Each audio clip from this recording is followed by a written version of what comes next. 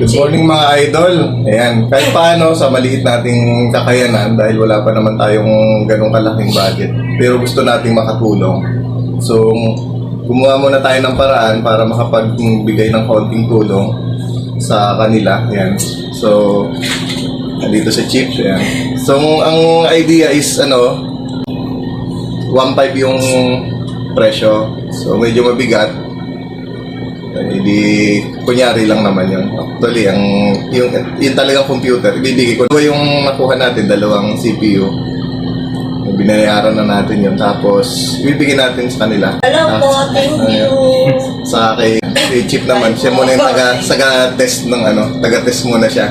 So, yung computer, habang hindi nila naiuwi, kung gustong ipahiram, para ma-burn test kung magkakaroon man ng problema o mag-e-error, para masabi natin doon sa ating sponsor na kung anong gagawin. Sasagutin naman, wala nang problema.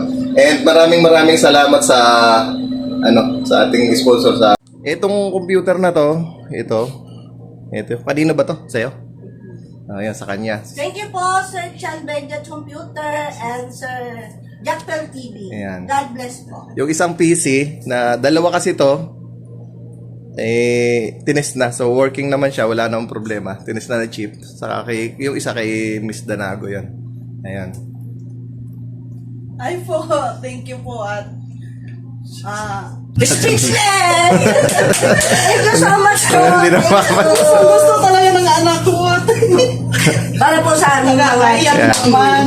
Ayan, so, Thank you po. inano natin na makatulong para sa mga anak nila, para sa pag-aaral, para sa kaunti nating kakayanan.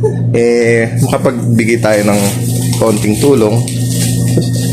Singilan ko lang po sila 10 piso dito para sa plastic, para binayaran nila kasi sabi nila para maging motivational yung mga bagay na gusto natin ibigay sa mga anak natin, kailangan kahit piso singilan natin para mas tumaas yung value ng bagay na tinatanggap nila. Huwag nating ibigay ng libre.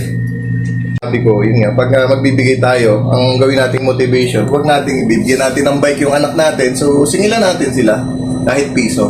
Kasi mas tumataas yung value, pinahahalagahan nila yung gamit kapag binayaran nila. Kasi binili nila yun eh. Yun yung doon. Hindi yung presyo, kundi yung word na binili.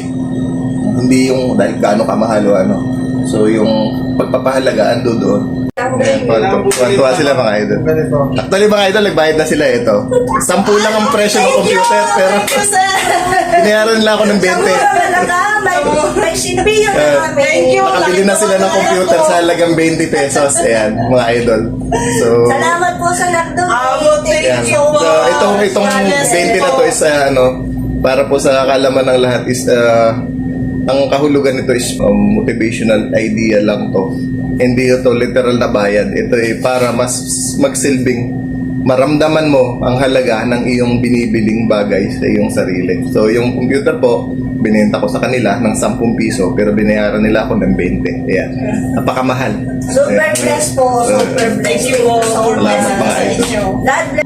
Ayan mga idol, maraming salamat sa Chan Vidya at saka sa ating channel. Pakisubscribe na lang po ang Jackpel TV. Thank you po.